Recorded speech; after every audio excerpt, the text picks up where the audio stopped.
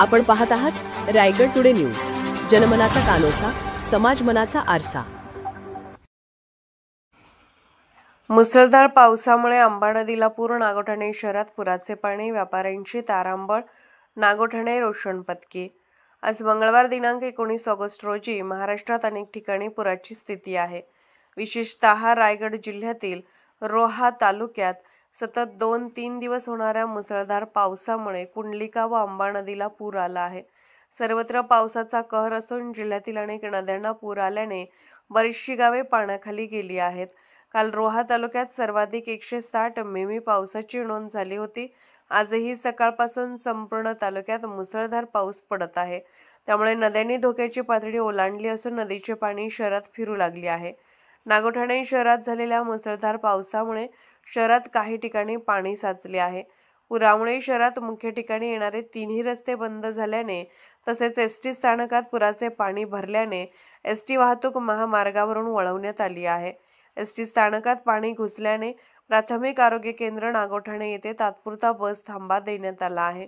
पुराचे पाणी शहरात घुसल्याने तेथील नागरिकांची आणि व्यापाऱ्यांची धावपळ होऊन तारांबळ उडाली आहे।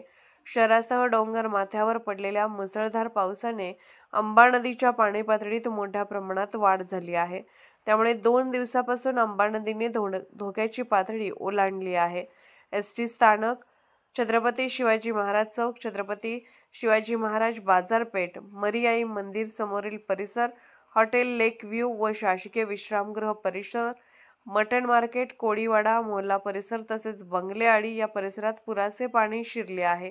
शहरात पुराचे पाणी वाढत असल्याने नागरिकांनी आपापल्या घरगुती व मौल्यवान सामान सुरक्षित ठिकाणी हलवण्याचे आवाहन, तसेच पाणी वाढत असल्याने सर्वांची ग्रामपंचायत शिवगणेश उत्सव सभागृह येथे व्यवस्था करण्यात आल्याची माहिती ग्रामपंचायत प्रशासनाच्या वतीने ग्रामविकास अधिकारी नागोठणे राकेश टेमघरे यांनी दिली आहे।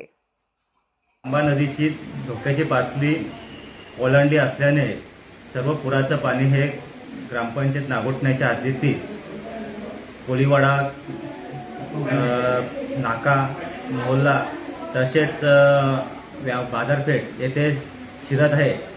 सर्व नागरिकांना सूचित करण्यात येत आहे की सर्वांनी आपलं मौल्यवान वस्तू व इतर सामान घेऊन सुरक्षित स्थळी स्थलांतरित व्हावे। तसेच ग्रामपंचायतीने ग्रामपंचायतचा हॉल, गणेश हॉल या ठिकाणी राहण्याची व्यवस्था केलेली आहे। सर्वच नागरिकांनी इथे स्थलांतरित व्हावे व सर्वांनी सुरक्षित